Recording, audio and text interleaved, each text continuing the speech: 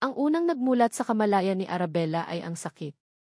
Isang matalas at kumikirot na sakit sa kanyang sentido, na tila may mabigat na martilyong paulit-ulit na ipinupukpok dito sa bawat pintig ng kanyang puso.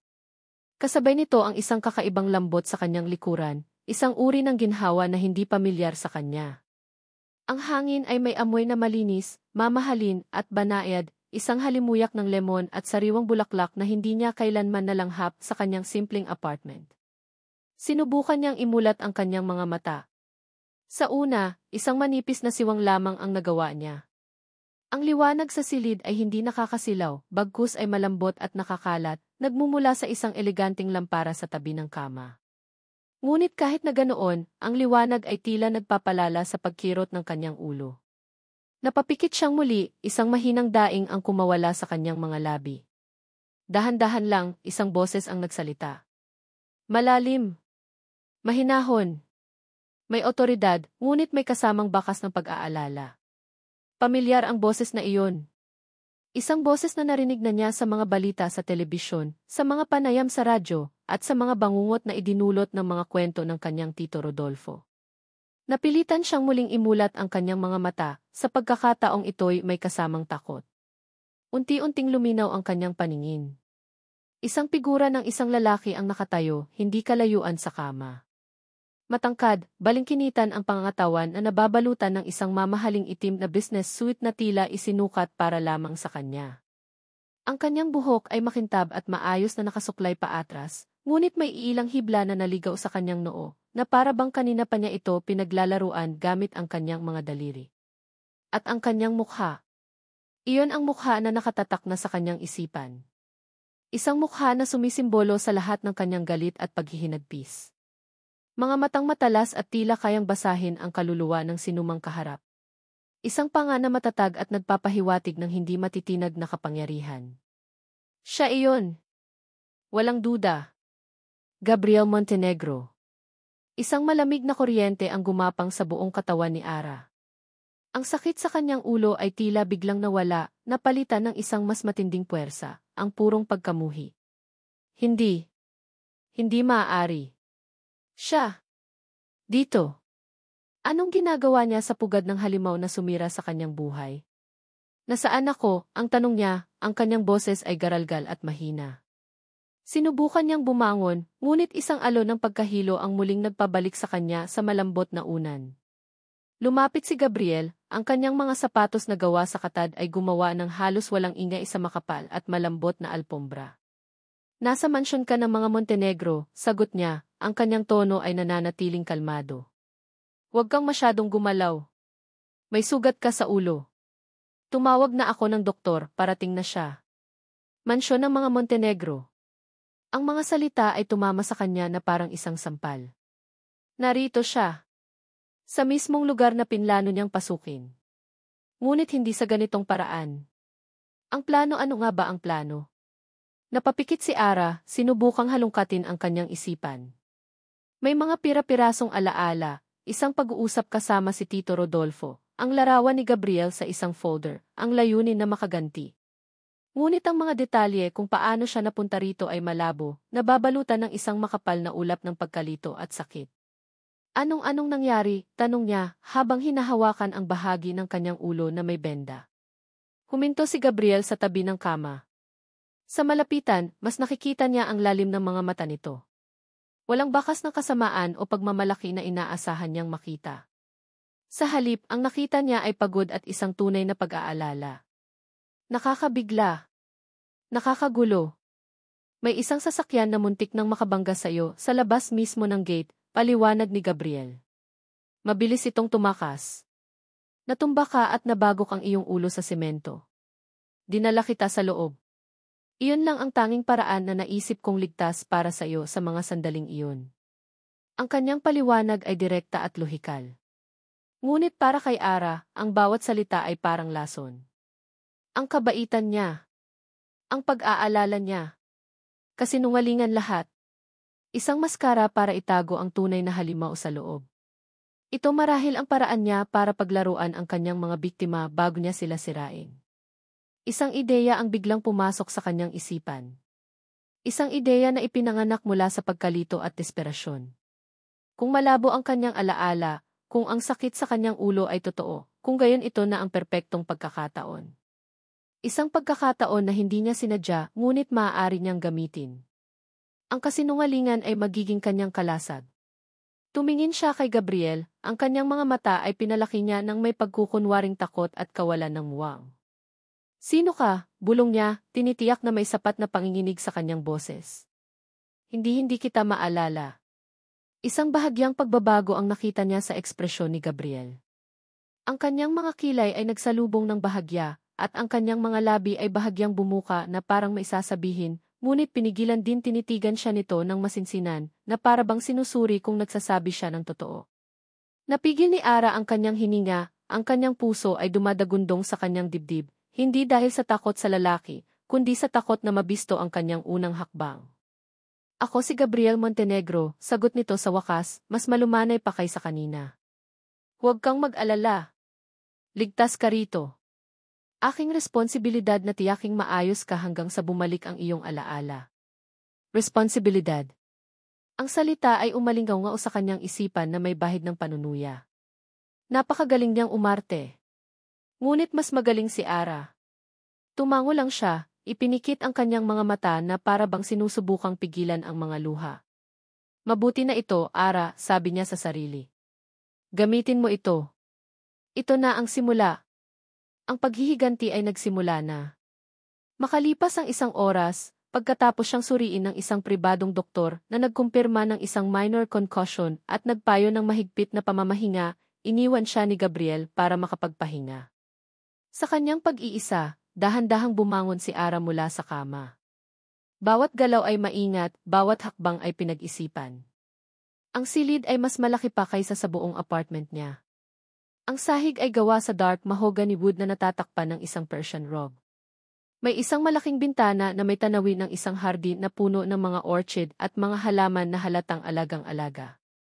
Ang mga muebles ay antigo ngunit mukhang bago.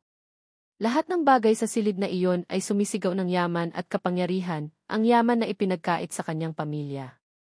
Isang katok sa pinto ang pumutol sa kanyang pagmamasid. Ma'am! Binuksan niya ang pinto at bumungad sa kanya ang isang babaeng nasa mga 50 anyos, nakasuot ng isang malinis na uniforme ng kasambahay. Ang kanyang buhok ay nakapusod ng mahigpit, at ang kanyang mukha ay seryoso, halos walang emosyon. Ngunit ang kanyang mga mata may matalas na pagsusuri sa mga iyon. Ako si Elena, ang mayordoma ng mansyon, pagpapakilala niya. Ang kanyang boses ay magalang ngunit malamig. Nagdala ako ng tubig at gamot na inireseta ng doktor. At sinabi ni Sir Gabriel na kung may kailangan ka, ako ang tawagan mo. Inilapag ni Manang Elena ang isang tray sa bedside table.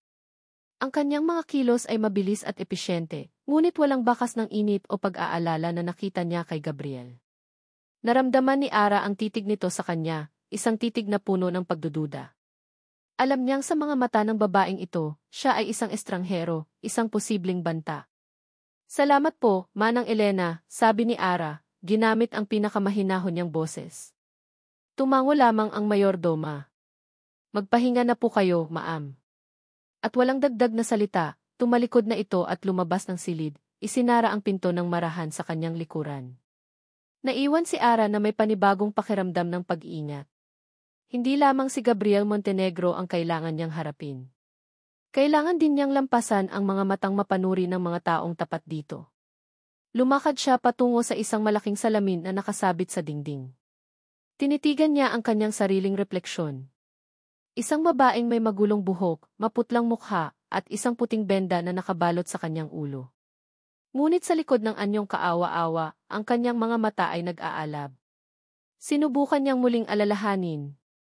Mga imahe. Isang masayang hapunan kasama ang kanyang mga magulang. Ang kanilang mga ngiti.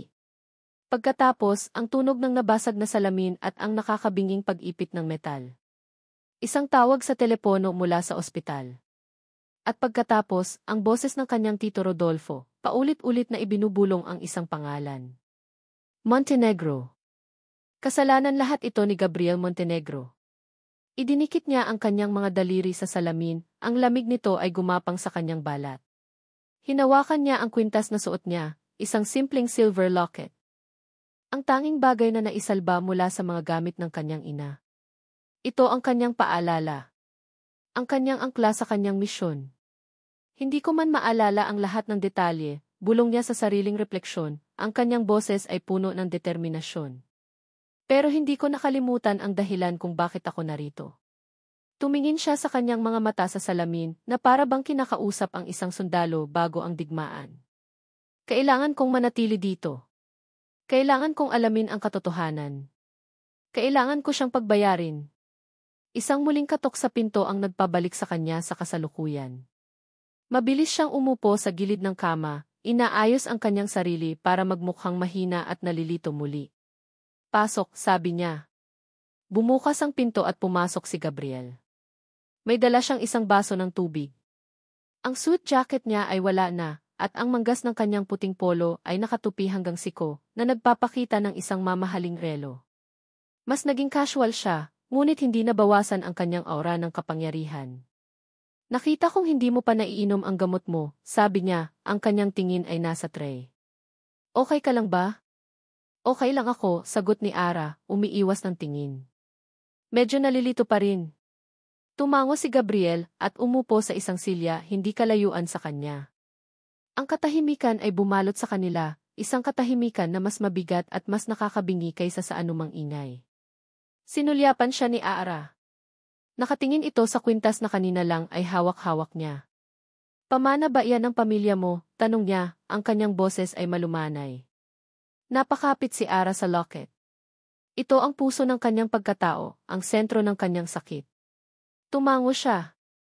Sa aking ina. Maaari ko bang makita? Nag-alinlangan si Ara. Ang pagpapakita nito ay parang pagpapakita ng isang piraso ng kanyang kaluluwa sa kanyang kaaway. Ngunit ang pagtanggi ay magdudulot ng pagdududa. Dahan-dahan, itinaas niya ang locket. Lumapit si Gabriel, at sa isang kilos na hindi niya inaasahan, marahan nitong hinawakan ang kanyang kamay para tulungan siyang buksan ito. Ang init ng kanyang palad ay nagdulot ng isang kakatuwang kilabot sa kanya, isang init na hindi nararapat, isang init na kinamumuhian niya, ngunit hindi niya maiwasang maramdaman. Nang bumukas ang locket, bumungad ang isang maliit at medyo upas ng larawan ng isang masayang mag-asawa, nakangiti sa kamera. Ang kanyang papa at mama. Narinig niya ang biglaang paghinga ni Gabriel. Naramdaman niya ang pagtigil nito. Tumingin siya mula sa locket patungo sa mukha ni Gabriel. Ang kaninang pag-aalala sa mga mata nito ay napalitan ng purong pagkabigla. Isang pagkabigla na may kasamang pagkilala. Nanlaki ang kanyang mga mata, ang kanyang panga ay bahagyang tumigas. Bumitaw siya sa kamay ni Ara at umatras ng isang hakbang, na para bang nakakita ng multo. Ang kanyang tingin ay nanatiling nakatitig sa locket, na para bang iyon ang pinakakakilakilabot na bagay na nakita niya sa buong buhay niya. Ang hangin sa silid ay tila biglang kumapal at bumigat. Bawat segundo ng katahimikan ay parang isang oras na nagdaan. Para kay Ara, ang reaksyong iyon ni Gabriel ay higit pa sa kumpirmasyon, ito ay isang pag-amin na walang salita. Ang lahat ng kwento ng kanyang tito Rodolfo, ang lahat ng pagkamuhi na itinanim sa kanyang puso sa loob ng maraming taon, biglang nagkaroon ng bigat at katotohanan sa isang iglap. Sa wakas, ibinaba ni Gabriel ang kanyang tingin at sinalubong ang mga mata ni Ara. Ang pagkabigla ay naroon pa rin, ngunit ngayon ay may kasama ng isang emosyon na hindi niya mabasa, isang halo ng pighati, pagsisisi, at isang bagay na mas malalim pa. Kilala ko sila eh. Bulong niya, isang bulong na puno ng multo ng nakaraan, sapat lang ang lakas para marinig ni Ara. Naramdaman ni Ara ang pagbilis ng tibok ng kanyang puso, isang mabangis na ritmo ng tagumpay at galit. Umamin ka. Umamin ka, demonyo.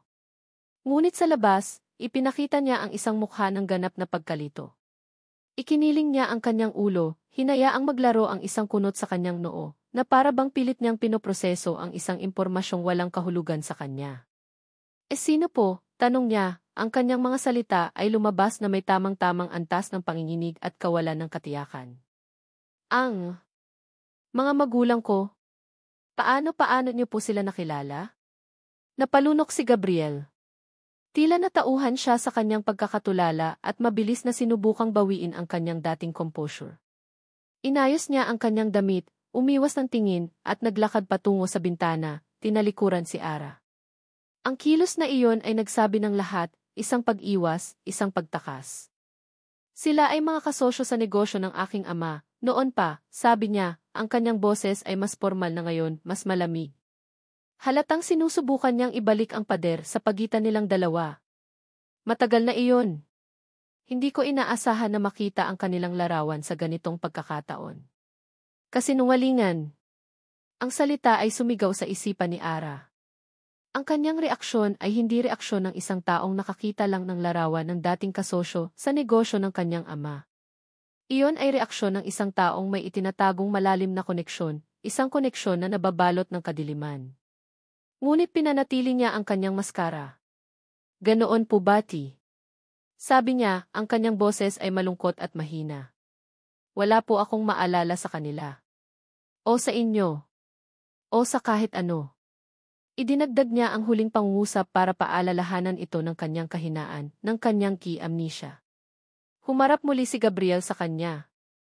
Ang kanyang mukha ay isa ng blankong canvas, ang kanyang mga emosyon ay muling nakatago sa likod ng maskara ng isang si.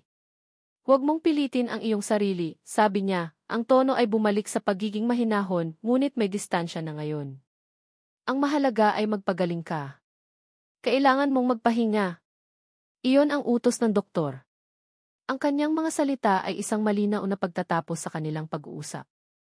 Isang paraan para makatakas mula sa silid na biglang naging napakaliit para sa bigat ng kanilang mga lihim. Tumango si Gabriel bilang paalam at walang lingon likod na lumabas ng silid, isinara ang pinto sa kanyang likuran. Nang marinig niya ang marahang pag-click ng seradura, doon lamang bumagsak ang pagkukunwari ni Ara. Isang mabagal at malamig na ngiti ang sumilay sa kanyang mga labi. Hindi ito isang ngiti ng kagalakan, kundi isang ngiti ng isang mga ngasong nakatitiyak sa kanyang bibiktimahin. Hinawakan niyang muli ang locket, ang malamig na metal ay tila nagbibigay ng init sa kanyang palad. Nakita ko, Gabriel Montenegro. Nakita ko ang takot sa iyong mga mata. Ang kanyang pag-aalinlangan kanina, ang kakarampot na pagdududa na idinulot ng kanyang kabaitan, ay tuluyan ng naglaho. Pinalitan ito ng isang matigas at hindi matitinag na katiyakan. Ang lalaking iyon ay hindi lamang mayaman at makapangyarihan. Siya ay may kasalanan. At ngayon, alam niyang ang kanyang plano, kahit na nagsimula sa isang di sinasadyang aksidente, ay nasa tamang landas. Hindi na ito isang laro ng pagkakataon. Ito na ang simula ng pagbagsak ni Gabriel Montenegro. At siya, si Arabella Reyes, na nagpapanggap na walang maalala, ang siyang magiging mitsa. Isinara niya ang locket, ikinubli ang larawan ng kanyang mga magulang, at ipinangako sa kanilang alaala at sa kanyang sarili na hindi siya titigil hanggat hindi niya nakukuha ang hustisyang matagal nang ipinagkait sa kanila. Ang paghihiganti ay may bago ng pangalan, amnesia. At ang entablado ay handa na. Pagkasara pa lang ng pinto ng silid panauhin, napasandal si Gabriel sa malamig na pader ng pasilyo. Huminga siya ng malalim, pinipilit pakalmahin ang nagwawalang ritmo ng kanyang puso. Ang imahe ng locket, at ang mga nakangiting mukha sa loob nito, ay tila isang tatak na bakal na ipinantatak sa kanyang isipan. Gregorio at Alve Reyes. Hindi sila basta-basta kasosyo sa negosyo ng kanyang ama. Ang kanilang ugnayan ay mas masalimuot, mas malalim, at nagtapos sa isang trahedya na naging isa sa mga madilim na anino sa kasaysayan ng Montenegro Corporation. Mabilis ang mga hakbang ni Gabriel patungo sa kanyang pribadong opisina sa kabilang dulo ng mansyon. Isinara niya ang mabigat na pinto na gawa sa kahoy ng naara at nilock ito, isang kilos na hindi niya madalas gawin. Kailangan niya ng katahimikan. Kailangan niyang mag-isip. Umupo siya sa kanyang malaking leather na upuan at binuksan ang kanyang laptop. Ang kanyang mga daliri ay mabilis na nag-type sa keyboard, ang mga mata ay nakatuon sa screen. Pinuntahan niya ang isang naka-encrypt na digital archive ng kumpanya, isang lugar kung saan nakatago ang mga luma at sensitibong mga dokumento. Ilang sandali lang, lumabas sa screen ang isang folder na may pangalang, Reyes Partnership Closed. Nag-click siya dito. Bumungad sa kanya ang mga lumang kontrata, mga minutes ng board meeting, at mga ulat sa pananalapi mula sa halos isang dekada na ang nakalipas. At naroon din sila. Isang formal na litrato ni Gregorio at Alve Reyes, kasama ang kanyang ama, si Don Ricardo Montenegro, sa isang pagtitipon ng kumpanya. Si Gregorio, isang lalaking may mabait na ngiti ngunit may matatalas na mata. Si Althea, isang babaeng may angking ganda at talino, ang sinasabing tunay na utak sa likod ng kanilang matagumpay na logistics firm. Naalala ni Gabriel ang tensyon sa kanilang bahay tuwing may pag-uusap tungkol sa mga Reyes. Naalala niya ang mga mahihinang pagtatalo ng kanyang mga magulang sa likod ng mga saradong pinto. May kinalaman ito sa isang malaking expansion project, isang kasunduan na sinasabing maglalagay sa Montenegro Corporation sa tuktok ng industriya. Ngunit mayroong hindi pagkakasundo. Si Gregorio Reyes ay tutol sa ilang mga pamamaraan, binabanggit ang tungkol sa etika at mga panganib na hindi nakikita. Pagkatapos nangyari ang aksidente. Isang gabi, habang pauwi mula sa isang pagpupulong, ang kanilang sinasakyan ay nawalan umano ng preno sa isang palusong na daan sa Tagaytay. Sumalpok ito sa isang pader. Pareho silang namatay noon din isinara ang kaso bilang isang malungkot na aksidente. Ang partnership ay nabuwag. Ang expansion project ay itinuloy ng Montenegro Corp. Nang walang hadlang. Tinitigan ni Gabriel ang headline ng isang lumang artikulo ng balita na nakasave sa folder, Tragic Accident Claims Lives a Business Couple. Isang aksidente. Iyon ang opisyal na bersyon. Ngunit kahit noon pa man, bilang isang teenager na nakikinig sa mga usapan, naramdaman niyang may mali. May kulang. At ngayon, pagkatapos ng halos 10 taon, ang anak na babae ng mga Reyes ay bigla na lang lumitaw sa kanyang pintuan na maisugat sa ulo at isang kwento ng amnesia. Isang napakalaking koinsidensya. Masyadong perpekto para maging totoo. Ang pagdududa, malamig at matalas na parang yelo, ay gumapang sa kanyang sistema. Isang bahagi niya, ang psihi na sanay sa mga panganib at panlilinlang, ay sumisigaw ng panganib. Baka ito ay isang pakana. Isang bitag. Isang babaeng ipinadala para sirain siya, gamit ang isang kwentong nakakaawa. Ngunit may isa pang bahagi sa kanya, ang bahaging bihirang-bihira na niyang ipakita, ang nakaramdam ng iba. Ang bahaging nakakaintindi sa sakit ng biglaang pagkawala. Napapikit siya, at isang ibang alaala ang pumalit sa imahe ng mga Reyes. Isang ngiti. Isang ngiti na kayang magpaliwanag ng pinakamadilim na araw. Ang halakhak ni Isabel. Gab, masyado kang seryoso, sabi nito sa kanya isang hapon sa mismong hardin na tinitingnan ngayon ni Arabella. Hinawakan nito ang kanyang pisngi, ang mga daliri ay malambot at mainit. Ang buhay ay hindi laging tungkol sa susunod na dial o sa pagpapalago ng kumpanya. Minsan, tungkol lang ito sa atin. Dito. Ngayon. Si Isabel.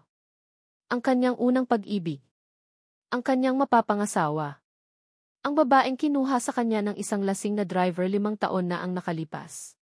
Ang sakit ay hindi na kasing talas ng dati, ngunit ang peklat ay nananatili, isang permanenteng bigat sa kanyang dibdib, isang paalala sa kung gaano kabilis maaaring bawiin ng tadhana ang lahat.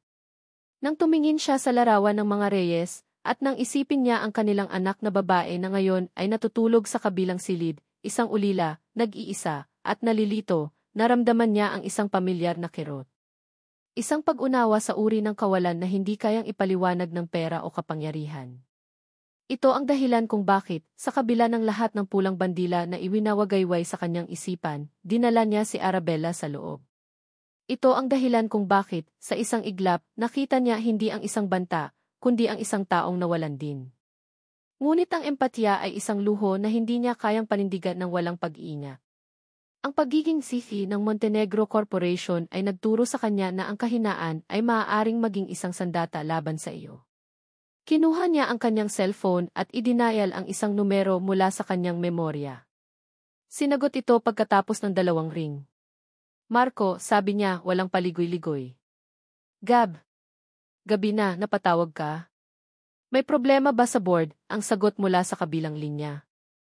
Ang boses ni Atty.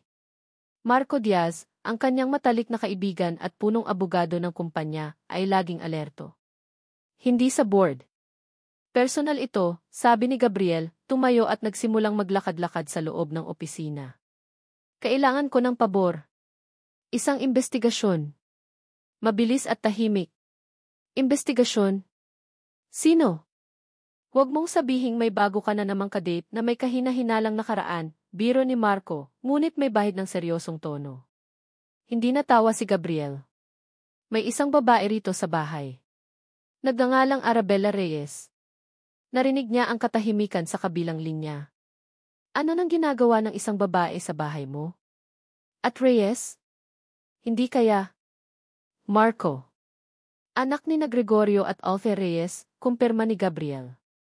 Ikinuwento niya ng mabilis ang nangyari, ang muntik na aksidente, ang pagkabagok ng ulo, at ang sinasabing amnesia. Amnesia? Gabriel, common sense naman, sabi ni Marco, ang kanyang boses ay puno ng pag-aalinlangan. Iyan ang pinakalumang trick sa libro.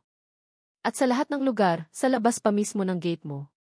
Anong tingin mo dyan, isang episode sa teleserye? Delikado yan. You don't just bring a snake into your own house. Alam ko, Marco. Alam ko ang lahat ng iyan, sagot ni Gabriel, isang bakas ng iritasyon ang gumuhit sa kanyang boses. Kaya nga ako tumatawag sa'yo. Gusto kong malaman ang lahat tungkol sa kanya. Saan siya nakatira, ano ang ginagawa niya sa buhay, kung sino ang mga kasama niya. At higit sa lahat, gusto kong buksan mo ulit ang kaso ng pagkamatay ng mga magulang niya. Tingnan mo ang police report, ang mga testimonya. Lahat. Muling nagkaroon ng katahimikan. Sige, sabi ni Marco sa wakas, ang kanyang tono ay seryoso na. Gagawin ko. Pero mag-iingat ka, Gab. May kutob akong hindi maganda rito. Lagi naman akong nag-iingat, sabi ni Gabriel, bago ibaba ang tawag. Ngunit habang sinasabi niya iyon, hindi siya sigurado kung totoo pa ba. Lumabas siya ng opisina at dahan-dahang naglakad pabalik sa pasilyo. Hindi niya sinasadyang mapadaan sa malaking bintana sa dulo na may tanawin ng hardin. Sa ilalim ng malambot na liwanag ng buwan, nakita niya ang isang figura. Si Ara. Nakatayo siya sa gitna ng mga bulaklak, nakasuot ng isang puting silk robe na ipinahiram sa kanya ni Manang Elena. Nakatingala siya sa buwan, ang kanyang mukha ay nababalutan ng anino. Mula sa malayo, mukha siyang napakapayapa, napakalungkot. Isang larawan ng nawawalang kawalang malay. Pinanood siya ni Gabriel mula sa dilim ng pasilyo. Naroon na naman ang tunggalian sa loob niya. Ang isisi ay nagsasabing isa siyang banta, isang manloloko na naghihintay ng tamang pagkakataon. Ngunit ang lalaking nawalan din ng minamahal ay nakakita ng isang kaluluwang sugatan tulad niya. Sino ka talaga, Arabella Reyes?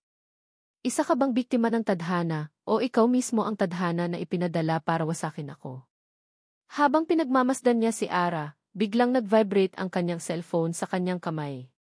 Mabilis niya itong tiningnan. Si Marco. Hindi niya inaasahan ang ganoon kabilis na tugon. May nakuha ka na, sagot niya kaagad, ang kanyang boses ay isang pabulong. Mabilis lang, Gab. Pero mayroon, sabi ni Marco at narinig ni Gabriel ang pag-type sa keyboard sa kabilang linya. Kinuha ko ang kopya ng lumang police report mula sa aking contact sa archives. At may isang bagay na kakaiba. Ano yon? Tanong ni Gabriel, ang kanyang mga mata ay hindi inaalis sa figura ni Ara sa hardin. May mga nawawalang pahina sa orihinal na file, partikular ang testimonya ng unang rumesponding pulis. At ayon sa logbook, may isang tao na huling humiling na tingnan ang file na iyon mga isang taon na ang nakalipas, paliwanag ni Marco. Ang kanyang boses ay bumaba, nagpapahiwatig ng kahalagahan ng susunod niyang sasabihin. Gabriel, may problema. Ang police report sa aksidente ng mga Reyes tila may tinatago. At may isang pangalan na lumabas sa investigasyon noon, isang person of interest na hindi na na-follow up pa. Humigpit ang hawak ni Gabriel sa kanyang cellphone. Sino? Rodolfo Reyes. Tiyo niya. Lumipas ang ilang araw sa loob ng mansyon ng mga Montenegro na tila isang panaginip. Isang panaginip na may dalawang mukha. Sa umaga, ito ay isang marangyang kulungan kung saan ginagampanan niya ang papel ng isang kaawa-awang babaeng may amnesia. Sa gabi, ito ay nagiging isang hunting ground kung saan siya ang mga ngaso. Naghahanap ng anumang butas sa perpektong imahe ni Gabriel Montenegro. Nasanay na siya sa malalamig na titig ni Manang Elena, na palaging naghahatid ng kanyang pagkain nang may kasamang hindi masambit na pagdududa.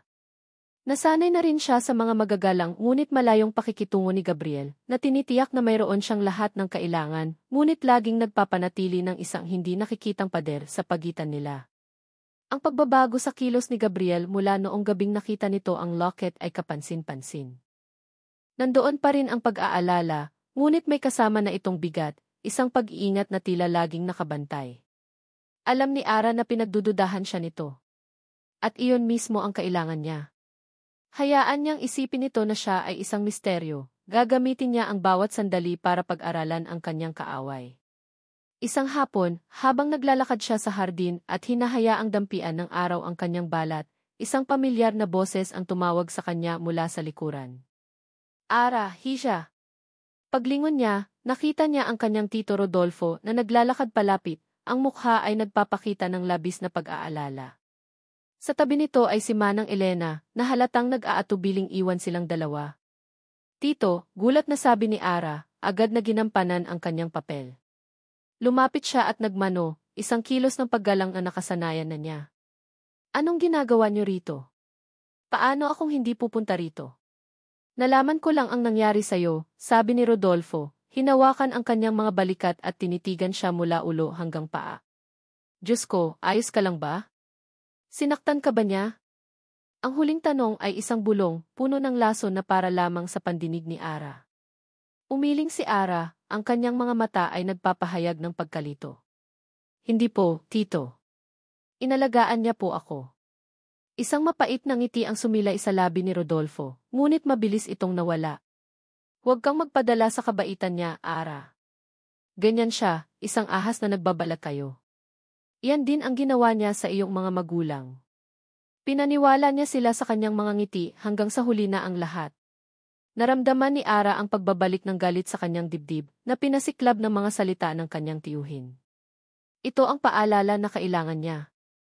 Isang paalala na ang bawat pagngiti, bawat mabuting kilos ni Gabriel, ay bahagi ng isang masamang laro. Manatili ka lang dito, bulong muli ni Rodolfo, mas mahigpit ang hawak sa kanyang balikat. Alamin mo ang kanyang mga kahinaan. Hanapin mo ang katibayan na magdidiin sa kanya. Para sa iyong papa at mama.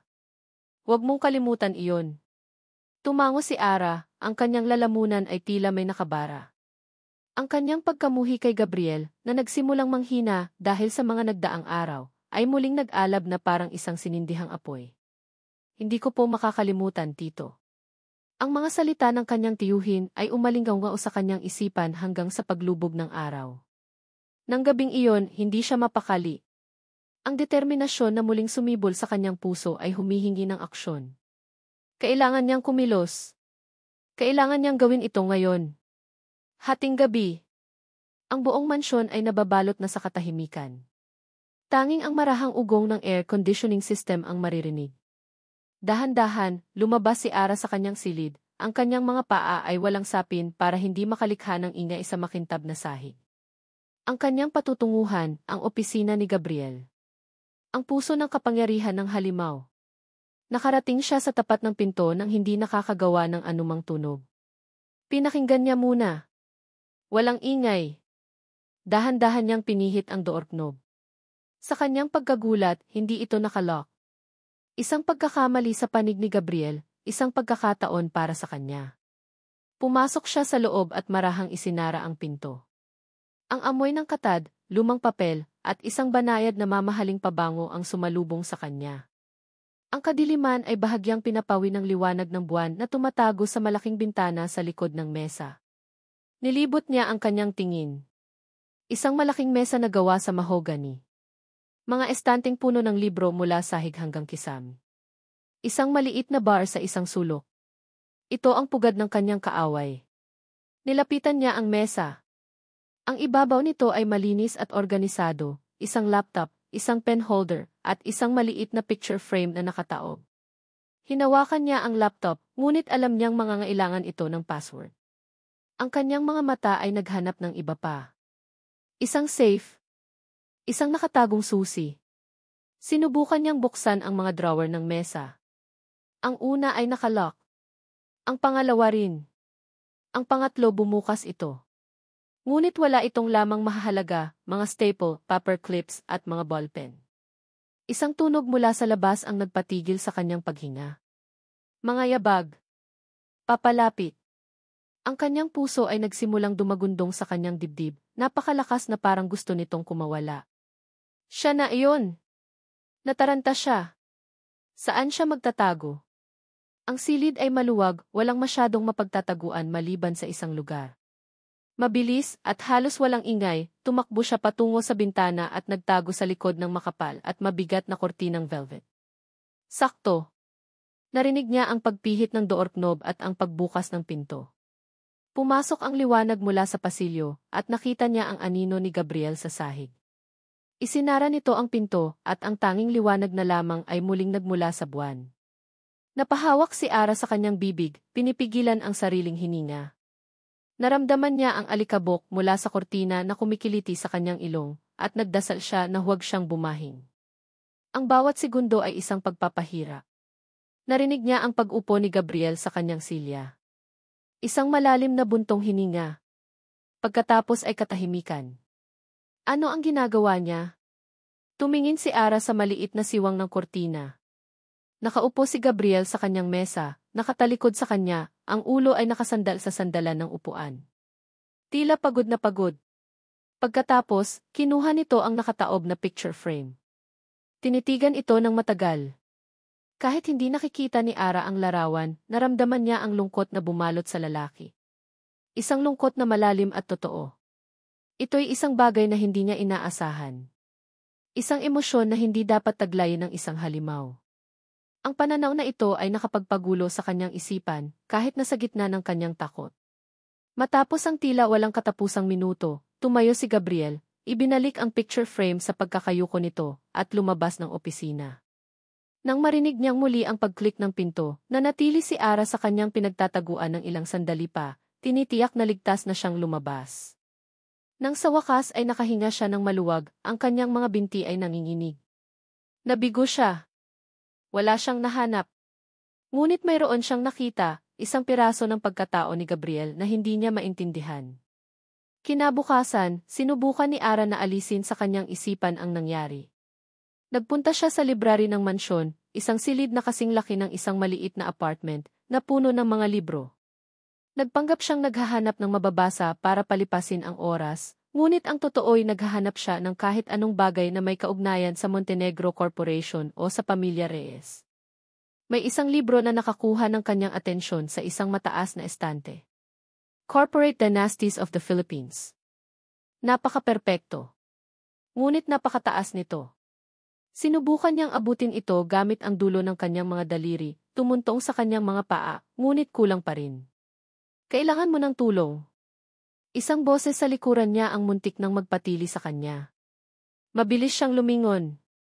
Si Gabriel. Nakatayo ito roon, nakasuot ng isang simpleng gray na t-shirt at jogging pants, tila katatapos lang mag-ehersisyo. Ang kanyang buhok ay bahagyang basa, at mayroon siyang daladalang isang bote ng tubig. Hindi. Okay lang. Nagtitingin-tingin lang, mabilis niyang sagot, naramdaman ang pag-init ng kanyang mga pisngi. Umiti si Gabriel, isang maliit, halos hindi kapansin-pansing ngiti. Mukhang may gusto kang abutin. Hindi na siya naghintay ng sagot. Lumapit ito sa likuran niya. Napakalapit. Naramdaman ni Ara ang init na nagmumula sa katawan nito. Naamoy niya ang pinaghalong amoy ng pawis, sabon, at ang kanyang pamilyar na pabango. Napigil niya ang kanyang hininga. Itinaas ni Gabriel ang kanyang braso, ang matipunong kalamnan nito ay halos dumikit sa balikat ni Ara. Sa isang madaling kilos, inabot nito ang libro at ibinaba. Nang ibigay niya ito kay Ara, ang kanilang mga daliri ay nagdikit. Isang kuryente ang gumapang sa kanyang braso, isang kuryenteng pamilyar, ngunit ayaw niyang aminin. Ang kanyang mga mata ay napatingin sa kanyang mga mata. Sa sandaling iyon, nawala ang lahat, ang library, ang paghihiganti, ang galit. Ang tanging naroon ay ang lalim ng kanyang mga mata, na ngayon ay hindi na nagpapakita ng pagdududa, kundi ng isang bagay na mas malambot. Isang bagay na tulad ng pagkamausisa. Heto na, sabi niya, ang kanyang boses ay mas malalim at mas mahina kaysa karaniwan. Mabilis na kinuha ni Ara ang libro at yumuko. Salamat. Bumalik ang kanyang katinuan. Ano ba itong nangyayari sa akin? Kaaway siya. Kaaway. Tandaan mo yan, Arabella. Tumalikod siya, yakap-yakap ang libro na parang isang kalasag. Ngunit bago pa siya makalayo, nagsalita muli si Gabriel. Ara, tawag niya. Mag-iingat ka. Ang mga salitang iyon ay nagpatigil sa kanya. Hindi niya alam kung paano ito sasagutin. Tumango na lang siya at nagmamadaling umalis sa library. Ang kanyang puso ay naghahalo-halo ang takot, galit, at isang kakatwang damdamin na pilit niyang itinatanggi. Hindi makatulog si Ara ng gabing iyon. Ang pagdampi ng mga daliri ni Gabriel, ang init ng kanyang katawan, ang lalim ng kanyang mga mata, lahat ay paulit-ulit na naglalaro sa kanyang isipan. Nagagalit siya sa sarili. Paano niya hahayaang makaramdam ng ganito para sa lalaking sumira sa kanyang buhay? Bumangon siya at nagpasya na kumuha ng isang basong tubig. Habang naglalakad siya sa tahimik na pasilyo, napadaan siya sa opisina ni Gabriel. Ang pinto ay bahagyang nakabukas, at may isang manipis na sinag ng liwanag na nagmumula sa loob. At mayroon siyang narinig. Isang boses. Ang boses ni Gabriel, mahina ngunit malinaw. Mukhang may kausap ito sa telepono. Dahil sa pagkamausisa na hindi niya mapigilan, dahan-dahan siyang lumapit sa pinto, pinipigilan ang kanyang hininga. Itinapat niya ang kanyang tainga sa maliit na siwang, sapat lang para marinig ang usapan nang hindi siya nakikita. Walang duda, Marco. The timing is too perfect, sabi ni Gabriel. Ang kanyang boses ay walang bakas ng pag-aalala na ipinakita niya kay Ara kanina. Ito ang boses ng isang sihi, matalas, analytical at puno ng otoridad. Isang babaeng nagngangalang Reyes, nawala ng alaala at lumitaw sa aking pintuan. It has to be connected. Naramdaman ni Ara ang panlalamig ng kanyang dugo. Pinag-uusapan siya. At ang kausap nito ay ang lalaking nagngangalang Marco. So anong plano mo? Tanong ng boses sa kabilang linya, na bahagyang naririnig niya. For now, I'll play along, sagot ni Gabriel. I'll keep her here. It's better to have her where I can see her. Samantala, ituloy mo ang pag-imbestiga. Dig deeper. I want to know everything about her uncle, Rodolfo Reyes. Something's not right about him. Ang sinabi mo tungkol sa police report, it bothers me. Tio, bakit iniimbestigahan ni Gabriel ang kanyang tito Rodolfo? Ang pagkalito ay sumalakay sa isipan ni Ara. Inaasahan niyang marinig ang mga plano laban sa kanya, mga salita ng pagdududa, ngunit hindi niya inaasahan na madadamay ang kanyang tiyuhin. Si Tito Rodolfo ang kanyang kakampi. Ang kanyang gabay. Ang tanging taong mapagkakatiwalaan niya sa mundong ito. Bakit siya ang pag-interesa ni Gabriel? I'm on it, Gab. But you have to be careful. If she's part of a bigger plan, you're vulnerable with her inside your house, babala ni Marco. Isang mahabang katahimikan ang sumunod. Narinig ni Ara ang tunog ng yelo na inilalagay sa isang baso. Alam ko ang panganib, sabi ni Gabriel sa wakas, at ang kanyang boses ay nagbago. Mayroon itong bahid ng isang bagay na mas personal, isang bagay na mas malalim. Pero may isa pang anggulo rito, Marco. Hindi ko kayang basta na lang siyang itaboy. Ano nang ibig mong sabihin? Narinig ni Ara ang pagbuntong hininga ni Gabriel. When I look at her, I see the victim too. Hindi ko alam kung bakit, pero iyon ang nararamdaman ko. Her eyes, they hold so much pain. Genuine pain. The same kind of pain I saw in the mirror years ago. Ang mga salita ay tumama kay Ara na parang isang sampal. Inaasahan niya ang galit, pagdududa, kahit paghamak. Ngunit hindi empatya. Hindi pag-unawa. Nagpatuloy si Gabriel, ang kanyang boses ay halos isang bulong na ngayon. Siguraduhin mo, Marco. Kung si Rodolfo nga ang may kinalaman dito, kung ginagamit niya lang ang pamangkin niya sa kung anumang madilim niyang plano di. Huminto siya, at ang kasunod na sinabi niya ang siyang yumanig sa mundo ni Ara. Nasa panganib si Ara. At hindi ko hahayaang may mangyaring masama sa kanya habang nasa poder ko siya. Napatakip si Ara sa kanyang bibig, pinipigilan ang isang pagsinghap. Umatras siya mula sa pinto, ang kanyang likod ay tumama sa malamig na pader sa kabilang pasilyo. Ang kanyang isipan ay nag-aapoy sa mga tanong. Nasa panganib? Ako. Mula kanino? Mula kay Tito Rodolfo. Hindi. Impossible. Ang lalaking nag-aalaga sa kanya, ang lalaking nagturo sa kanya kung paano kamuhian si Gabriel, ang siya raw panganib sa kanya. At si Gabriel Montenegro, ang lalaking sinisisi niya sa lahat ng kanyang kasawian, ang siyang nagsasabing poprotektahan siya. Ang mundo ay tila na baliktad. Ang itim ay naging puti at ang puti ay naging itim. Ang pundasyon ng kanyang paghihiganti, ang nag-iisang bagay na naging malinaw sa kanya sa loob ng maraming taon, ay biglang nagsimulang gumuho. Nakatayo siya roon sa dilim ng pasilyo, ang kanyang puso ay nagwawala sa pagitan ng galit na itinanim sa kanya at sa nakakagulong katotohanan na kanyang narinig. Sino ang dapat niyang paniwalaan? Ang tiyuhin na nagpalaki sa kanya, o ang kaaway na nagpapakita ng hindi inaasahang malasakit? Sa kauna-unahang pagkakataon mula nang magising siya sa mansyon, naramdaman ni Arabella Reyes na siya talaga ang nawawala, hindi ang kanyang alaala, kundi ang kanyang sarili na nalulunod sa isang dagat ng mga kasinungalingan. At hindi niya alam kung sino ang sasagip sa kanya. Ang mga salitang binitawan ni Marco sa telepono, Rodolfo Reyes. Tiyo niya. Ay umalingaw-ngaw sa isipan ni Gabriel na parang isang basag na kampana, matagal matapos nilang ibaba ang tawag. Rodolfo Reyes. Ang pangalan ay hindi na lamang isang anino mula sa nakaraan, ito na ngayon ang sentro ng isang masalimuot na palaisipan. Kinabukasan, maaga pa lang ay dumating na si Marco sa mansyon, dala ang isang makapal na folder. Nagkulong sila sa opisina ni Gabriel, ang malaking mesa ay napuno ng mga dokumento, mga bank statement, mga luma at maalikabok na corporate filings, at mga kopya ng police report na halatang may mga bahid ng pagbabago. Tingnan mo ito, Gab, sabi ni Marco, itinuturo ang isang serye ng mga transaksyon sa bangko na naganap ilang buwan bago ang aksidente ng mga magulang ni Ara. Si Rodolfo ay may access sa accounts ng logistics firm ng kapatid niya. Mayroong mga malalaking halaga na inililipat sa isang shell company na nakarehistro sa ilalim ng ibang pangalan. Isang kumpanyang natuklasan kong pag-aari rin niya. Tinitigan ni Gabriel ang mga numero. Isang malinaw na pattern ng pagnanakaw. Si Rodolfo ay dahan-dahang sinisira ang kumpanya ng sarili niyang kapatid mula sa loob. Ito ang motibo, bulong ni Gabriel, ang kanyang mga daliri ay marahang dumadampi sa papel. Kailangan niyang mawala sina Gregorio at Althea para makuha niya ang lahat ng walang tanong-tanong. At mas malala pa, dagdag ni Marco, inilatag ang isang kopya ng police report. Ang unang pulis na rumesponde sa aksidente, isang officer de la Cruz, ay nag-report ng suspicious tampering sa preno ng sasakyan. Ngunit ang kanyang testimonya ay biglang nawala sa file makalipas ang isang linggo at siya ay biglang na-reassign sa Mindanao.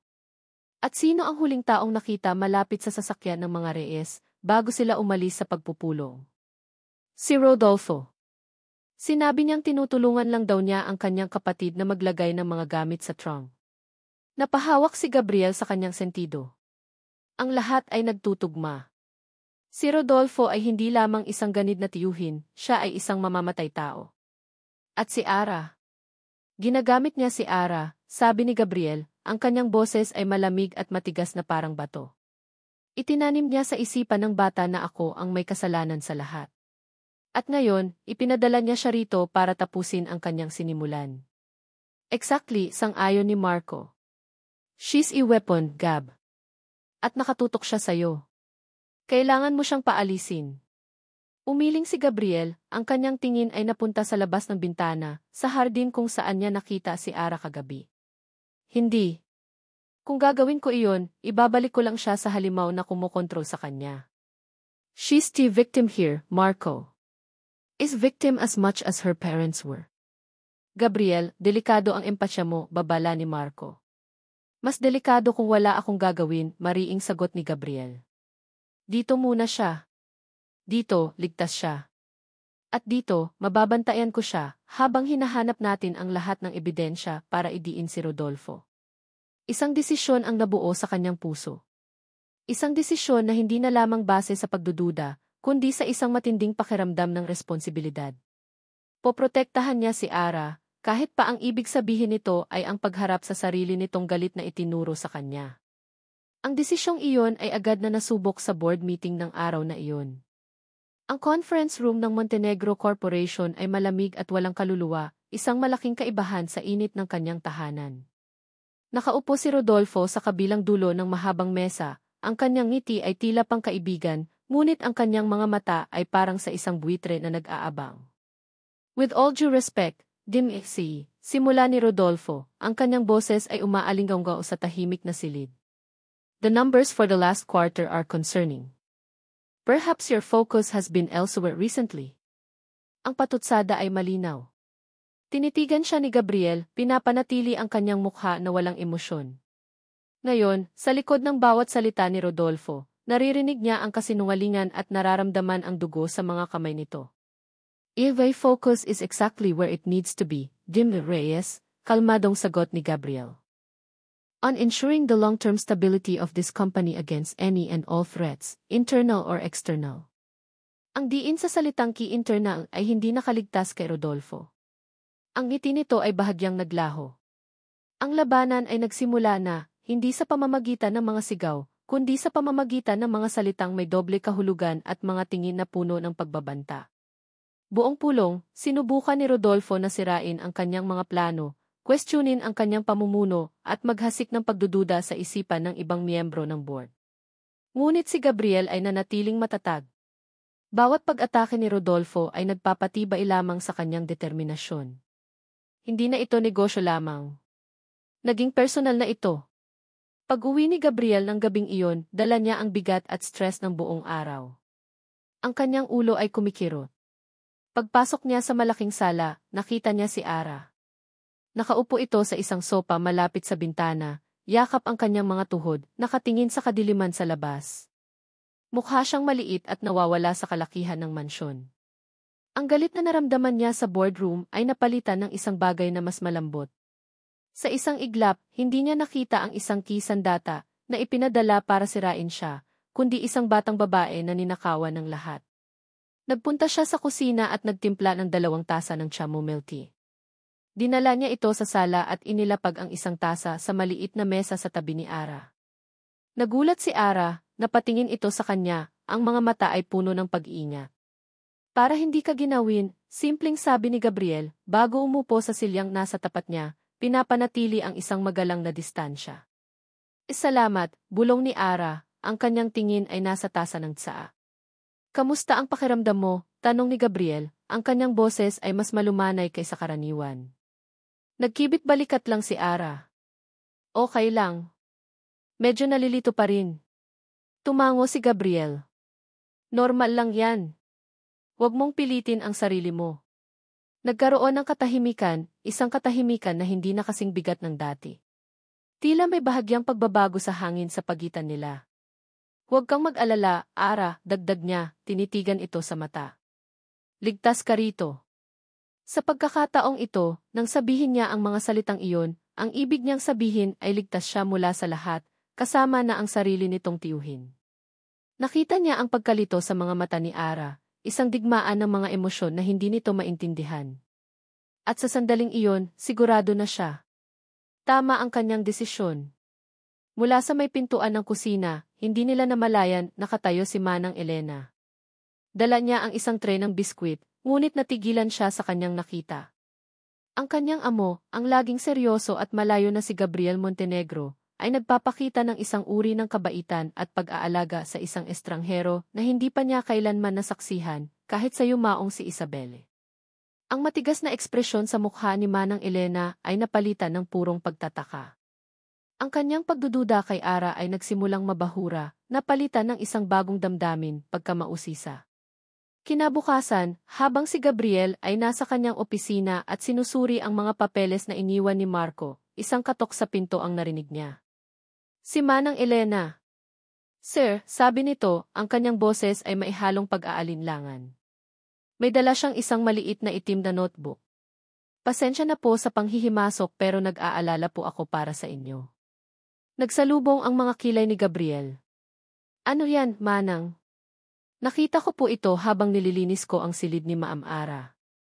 Nakatago po sa ilalim ng kanyang kutson, paliwanag ng matanda, iniabot ang notebook. Akala ko po ay tala-arawan lamang pero may kakaiba po akong naramdaman. Baka po makatulong ito sa inyo para maintindihan siya. Kinuha ni Gabriel ang notebook. Pakiramdam niya ay mali na basahin ang pribadong gamit ng dalaga. Ngunit ang babala ni Marco at ang sarili niyang pag-iingat ay nanaig. Kung mayroon mang bagay dito na magpapatunay na si Ara ay isang biktima lamang, kailangan niyang malaman. Salamat, Manang, sabi niya. Nang makaalis ang mayordoma, tinitigan ni Gabriel ang notebook. Simple lang ito, walang disenyo. Huminga siya ng malalim at binuksan ito. Ang inaasahan niyang makita ay mga talata ng mga saloobin, mga drawing, o mga tula ng isang nalilitong isipan. Ngunit ang bumungad sa kanya sa unang pahina ay hindi isang tala-arawan. Ito ay isang listahan. Isang listahan na isinulat ng maingat at may determinasyon. Sa itaas, sa malalaking letra, ay isang pamagat na nagpatigil sa pagtibok ng kanyang puso. Paraan para wasakin ni si Gabriel Montenegro. Ang dugo ni Gabriel ay tila nagyelo sa kanyang mga ugat. Ang bawat salita ay isang suntok sa kanyang sikmura, sinisira ang lahat ng empatya at pag-aalala na kanyang itinayo. Ang lahat ng kanyang pagtatanggol kay Ara, ang kanyang paniniwala sa pagiging biktima nito, lahat ay gumuho sa isang iglap. Ang babaeng pinangakuan niyang poprotektahan ay ang babaeng may detalyadong plano kung paano siya sisirain. Ang mga sumunod na araw ay naging isang uri ng pagpapahirap para kay Ara.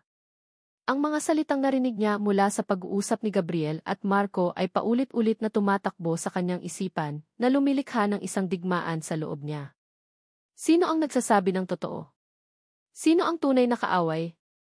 Ang bawat kilos ni Gabriel ay sinusuri niya ngayon sa ilalim ng ibang liwanag. Ang tasa ng saan na dinala nito, ang magalang na pag-aalala, ang mga tingi na maihalong lungkot, lahat ay nagiging lalong nakakalito. Ang imahe ng isang walang pusong halimaw na binuo ng kanyang tito Rodolfo sa loob ng maraming taon ay nagsisimulang magkaroon ng mga bitak. At sa bawat bitak, sumisilip ang isang posibilidad na mas nakakatakot kaysa sa kanyang paghihiganti, ang posibilidad na siya ay nagkamali. Isang hapon, ipinatawag siya ni Gabriel sa library. Naramdaman niya agad ang pagbabago sa atmosfera. Ang karaniwang katahimikan ng mansyon ay napalitan ng isang bigat, isang tensyon na halos mahahawakan. Nang pumasok siya sa library, nakita niya si Gabriel na nakatayo sa tabi ng bintana, nakatalikod sa kanya. Ang sikat ng araw sa hapon ay lumilikha ng isang silweta na nagtatago sa kanyang ekspresyon. Pinapatawag mo raw ako, tanong ni Ara, ang kanyang boses ay nanginginig ng bahagya. Dahan-dahang humarap si Gabriel. Ang kanyang mukha ay parang isang maskara na gawa sa yelo. Wala na ang kabaitan, wala na ang pag-aalala, wala na ang lungkot. Ang naroon na lamang ay isang malalim at nakakapanlamig na pagkadismaya. Isang uri ng sakit na mas masahol pa kaysa sa galit. Hindi siya nagsalita. Sa halip, lumakad siya patungo sa malaking mesa sa gitna ng silid. At doon, sa ibabaw ng makintab na kahoy, nakalatag ang isang bagay na nagpatigil sa pag-ikot ng mundo ni Ara. Ang kanyang itim na notebook. Nakatiklop ito, ngunit alam na alam niya kung ano iyon. Ang kanyang talaarawan ng paghihiganti. Ang listahan ng kanyang mga plano. Ang katibayan ng kanyang kasinungalingan. Ano-ano iyan, bulong niya, kahit alam na niya ang sagot. Ang dugo ay tila umalis sa kanyang mukha, at naramdaman niya ang panlalamig ng kanyang mga kamay at paa. Nahuli na siya. Akala ko ba ay may amnesia ka? Tanong ni Gabriel, ang kanyang boses ay mahinahon ngunit bawat salita ay may talim. Paano mo naisulat ang isang bagay na nangangailangan ng napakaraming alaala at galit kung wala ka namang maalala? Binuksan niya ang notebook sa unang pahina. Ang pamagat, paraan para wasakin ni si Gabriel Montenegro, ay tila isang hatol na nakasulat sa dugo. Napaurong si Ara, napahawak sa kanyang lalamunan na tila hindi makahinga. Hindi ko, sinubukan niyang magdahilan, ngunit walang salitang lumabas. Anong sasabihin niya? Ang lahat ng kanyang pagkukunwari ay gumuho sa isang iglap. Huwag ka nang magsinungaling, Ara. Tapos na, sabi ni Gabriel, ang kanyang boses ay may bahid ng pagod. Isinara niya ang notebook. Pero hindi ito ang dahilan kung bakit kita ipinatawag.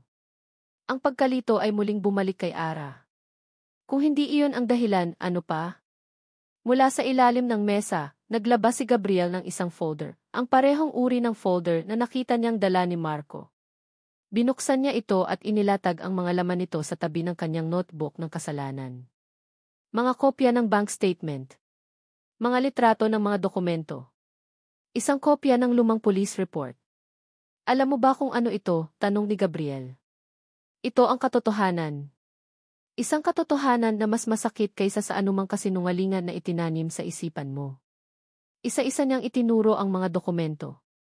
Ito ang patunay na ninanakawan ni Rodolfo Reyes ang sarili niyang kapatid, ang iyong ama, ilang buwan bago sila mamatay. Ito ang testimonya ng isang pulis na nagsabing tinamper ang preno ng kanilang sasakyan.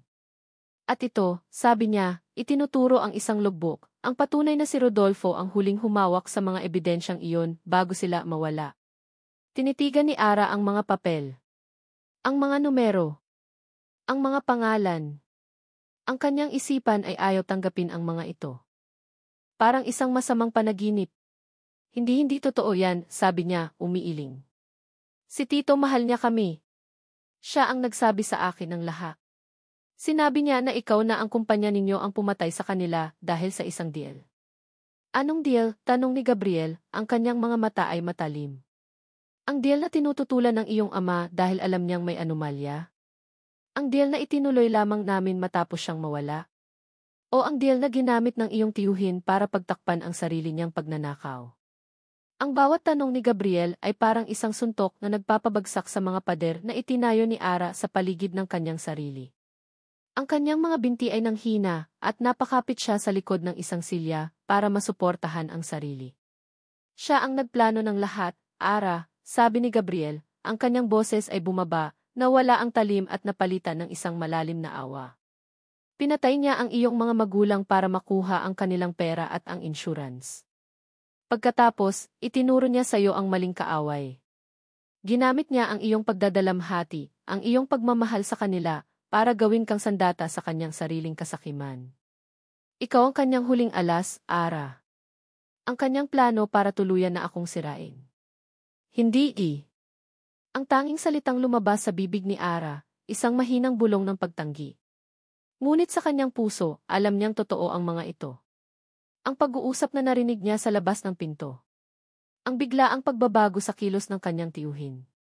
Ang paraan kung paano nito laging pinasisiklab ang kanyang galit. Lahat ay nagkaroon ng katuturan sa isang kakilakilabot na paraan. Ang lalaking nag-alaga sa kanya ay ang halimaw. Ang lalaking kinamumuhian niya ay nagsasabi ng katotohanan. Ang bigat ng lahat ng ito ay napakabigat.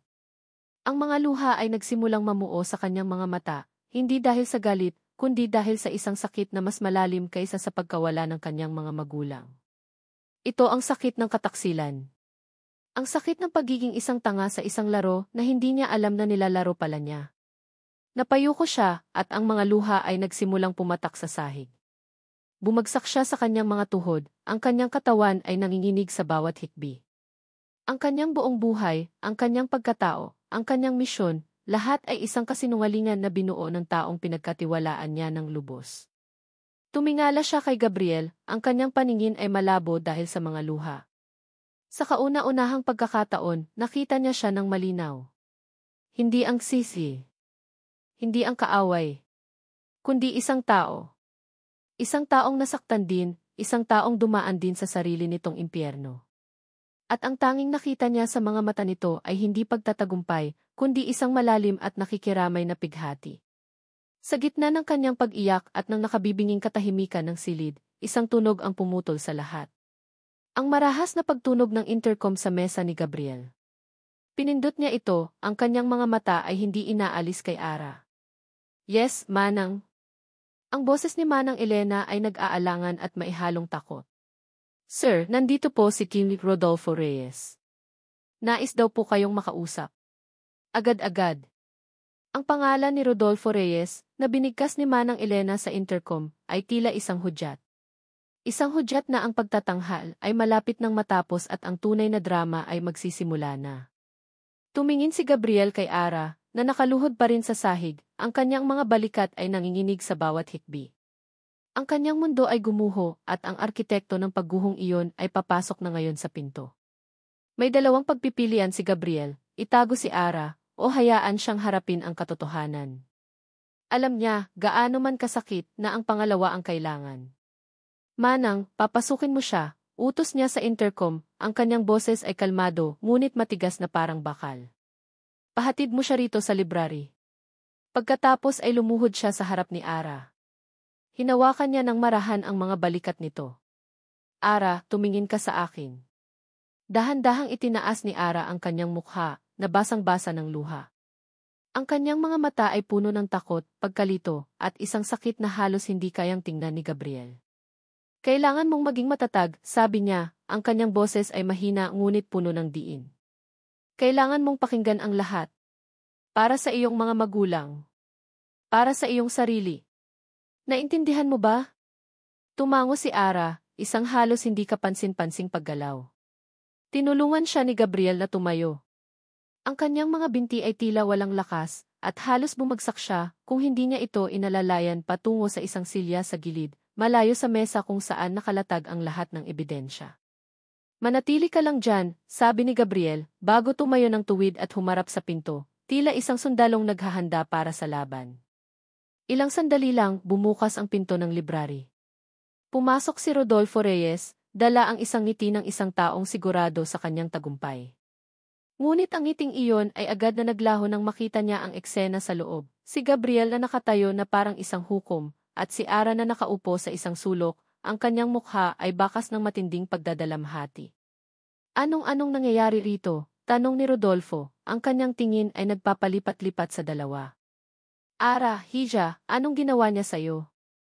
Wala siyang ginawa sa akin, Tito, sagot ni Ara. Ang kanyang boses ay mahina ngunit, sa pagkagulat ni Gabriel, mayroon itong bagong lakas. Isang lakas na ipinanganak mula sa pagkawasak. Kung gayon, bakit ka umiiyak? Tanong ni Rodolfo, naglalakad palapit. Huwag kang matakot, narito na ako para iligtas ka mula sa halimaw na yan.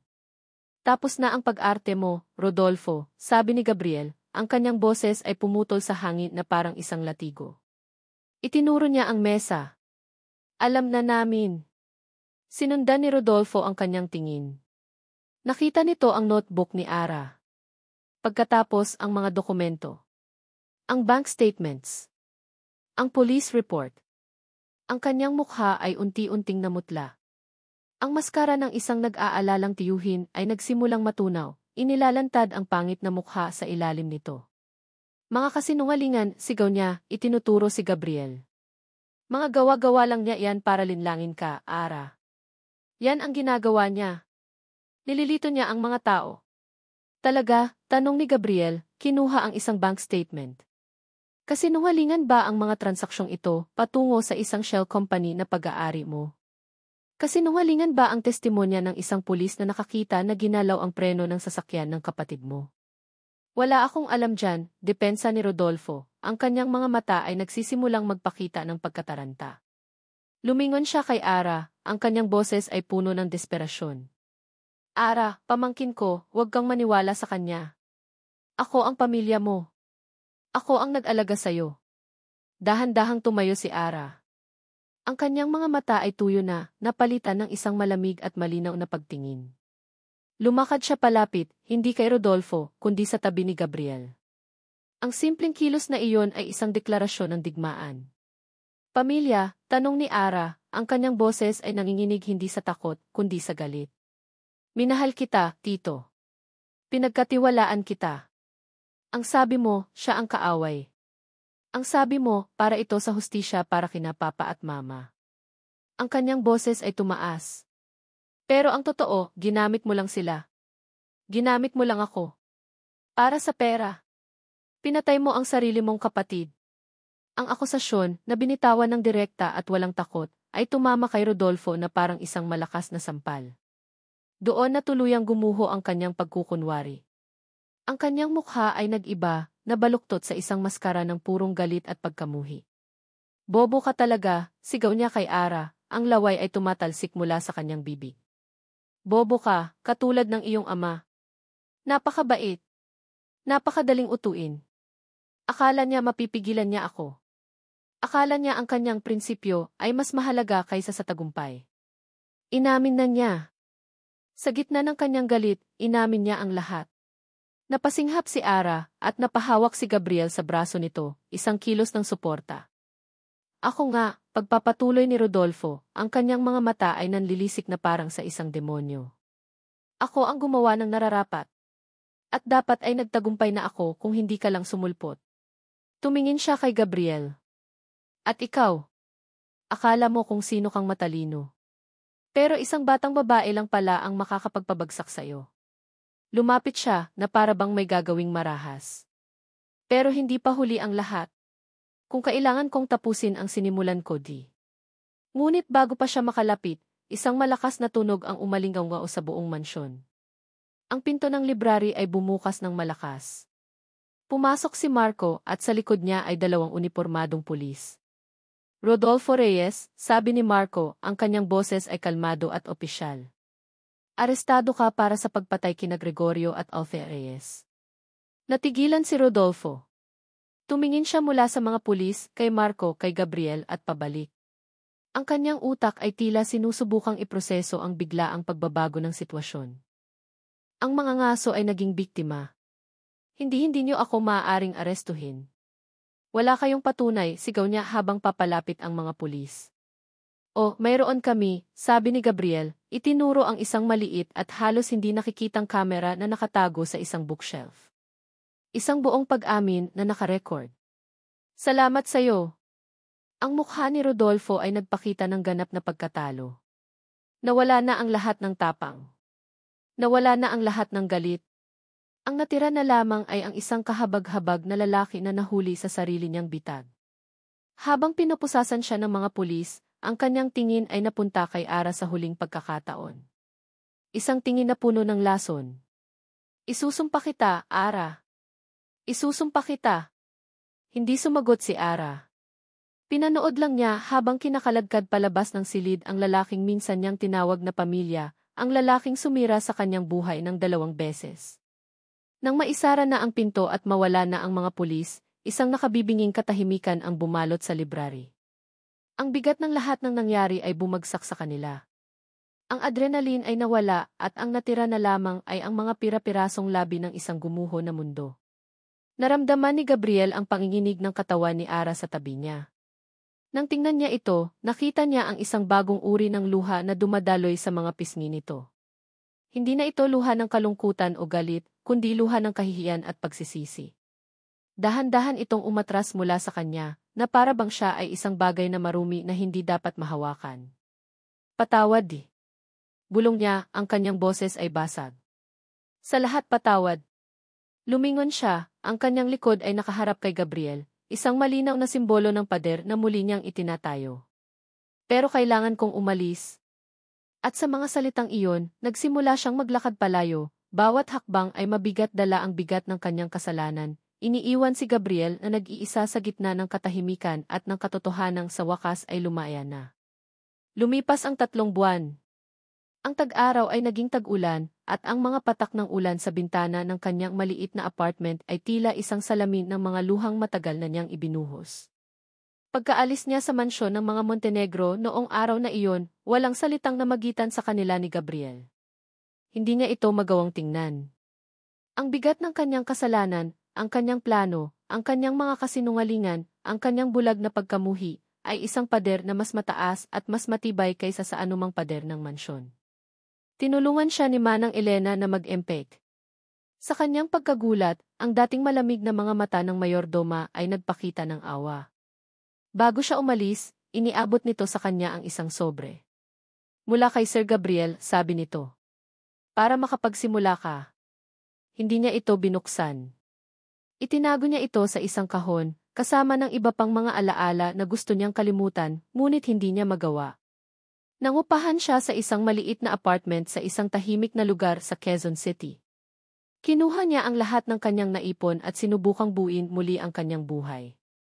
Nakahanap siya ng trabaho sa isang maliit na coffee shop, kung saan ang amoy ng kapeng barako at ang ingay ng grinder ay nakakatulong para takasan ang katahimikan ng kanyang isipan. Sa araw, abala siya sa paggawa ng latte at pagngiti sa mga customer. Ngunit sa gabi, bumabalik ang lahat. Ang mukha ng kanyang tito Rodolfo na puno ng galit. Ang mga ngiti ng kanyang mga magulang mula sa isang lumang litrato. At ang mga mata ni Gabriel, mga matang nagpakita sa kanya ng pagdududa, awa, at sa huli, isang uri ng pag-unawa na hindi niya maramdaman na karapat-dapat siya. Sinubaybayan niya ang paglilitis ng kanyang tiyuhin sa pamamagitan ng balita. Bawat detalye, ang mga ebidensyang inilatag, ang mga testimonya, ang huling hatol na guilty ay isang kutsilyo na paulit-ulit na tumutusok sa kanyang puso. Ito ang hustisya para sa kanyang mga magulang, ngunit hindi niya maramdaman ang kagalakan. Ang tanging nararamdaman niya ay isang malalim na pakiramdam ng pagiging kasabwat. Isang araw, habang nag-aayos siya ng mga bayarin, napansin niya ang isang bagay na kakaiba. Isang liha mula sa may-ari ng kanyang apartment. Dear Ines Reyes, basa niya. This is to confirm that your rent for the next 6 months has been fully paid you, a third-party benefactor who wishes to remain anonymous. Napaupo siya. Alam niya kung sino. Walang iba.